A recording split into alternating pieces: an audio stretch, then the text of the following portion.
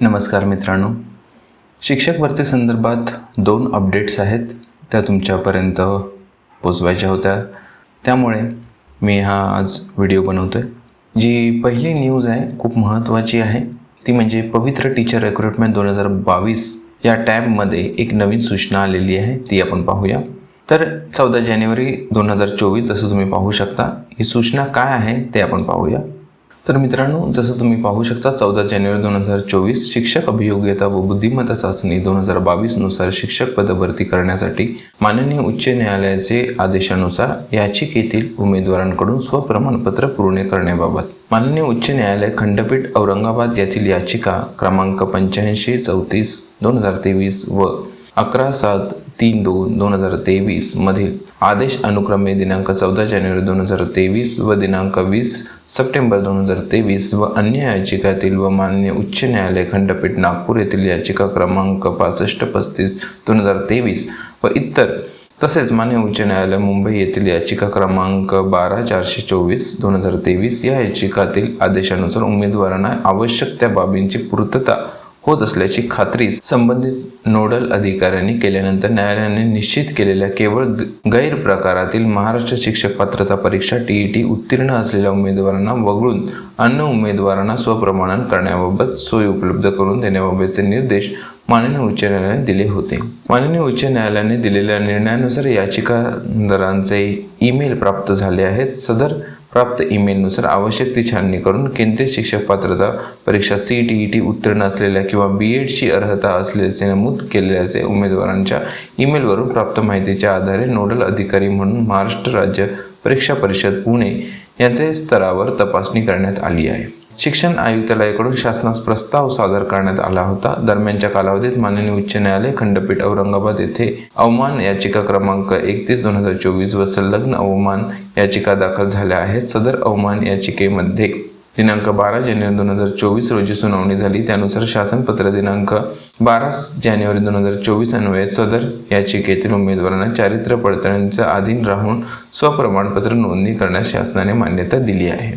पुढे काय म्हटले पहा, त्यानुसार केंद्रीय शिक्षक पात्रता परीक्षा CTET उत्तीर्ण असलेल्या किंवा BEd ही अर्हता धारण केलेल्या याचिकेतील उमेदवारांना स्वप्रमाणपत्र नोंदणी करण्यास याद्वारे सुविधा देण्यात येत आहे. तसेच उमेदवारांना त्यांनी यापूर्वी माहिती पुरवलेल्या ईमेलवर कळवण्यात आले आहे. याचिकेतील उमेदवारांना स्वप्रमाणपत्राकरिता नोंदणी करण्यासाठी दिनांक 16 जानेवारी 2024 पर्यंत मुदत राहील. पवित्र पोर्टलवर दिलेल्या सूचनांचे पालन करून स्वप्रमाणपत्र पूर्ण करावे. म्हणजे जे महाराष्ट्र TET या गैरप्रकारातील जे विद्यार्थी होते पण ज्यांनी CTET क्लिअर केली होती त्यांना माननीय उच्च न्यायालयाने परवानगी दिली आहे या शिक्षक भरतीमध्ये भाग घेण्यासाठी. तर पवित्र पोर्टलमध्ये त्यांच्यासाठी ही एक सुविधा देण्यात आली आहे. 16 जानेवारी 2024 पर्यंत त्यांना काय करायचं, स्वप्रमाणपत्र करायचे. ठीक आहे मित्रांनो, तर ही होती ती अपडेट. पवित्र पोर्टल ॲक्टिव्ह झालेले आहे हे तर आपल्याला आता कळतंय. तर मित्रांनो, ही होती TAIT 2022 उमेदवारांसाठी सूचना.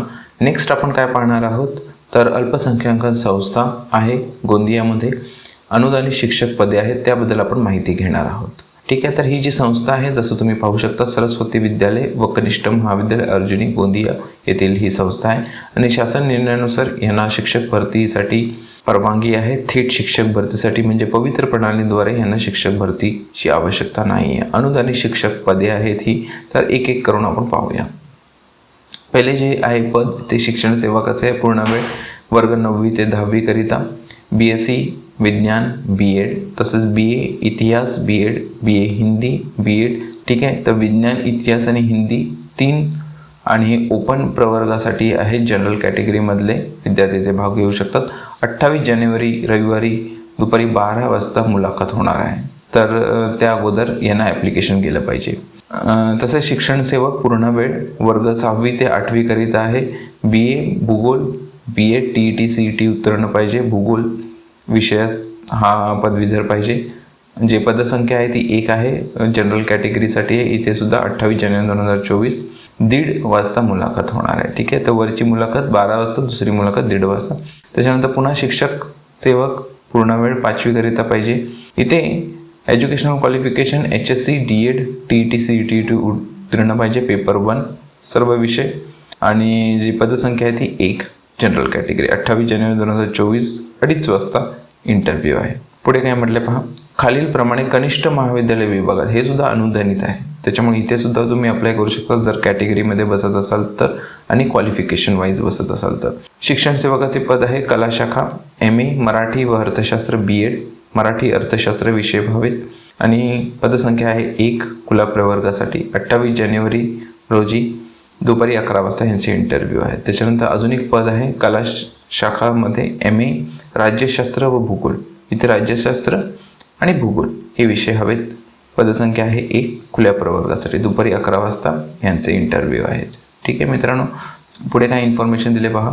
संस्था मारवाडी भाषिक अल्पसंख्याक असल्यामुळे महाराष्ट्र शासनाच्या नियमाच्या अधीन राहून पदे भरण्यात येतील. विद्यालय विभागातील पदांच्या नियुक्तीस माननीय शिक्षण अधिकारी माध्यमिक गोंदिया यांच्या मान्यतेची अट राहील. कनिष्ठ महाविद्यालय विभागातील पदांच्या नियुक्तीस माननीय शिक्षण उपसंचालक नागपूर यांच्या मान्यतेची अट राहील. उमेदवारास संबंधित विषयामधील पदवी पदव्युत्तर पदवी 50% गुण असणे अनिवार्य आहे. वेतन मानधन व वेतन श्रेणी शासनाच्या नियमाच्या अनुसार राहील. इच्छुक व पात्र उमेदवारांनी सर्व शैक्षणिक तथा व्यावसायिक पात्रतेचे मूळ कागदपत्रांसह सरस्वती विद्यालय कनिष्ठ महाविद्यालय अर्जुनी गोंदिया येथे प्रत्यक्ष मुलाखतीत स्वखर्चाने उपस्थित राहावे.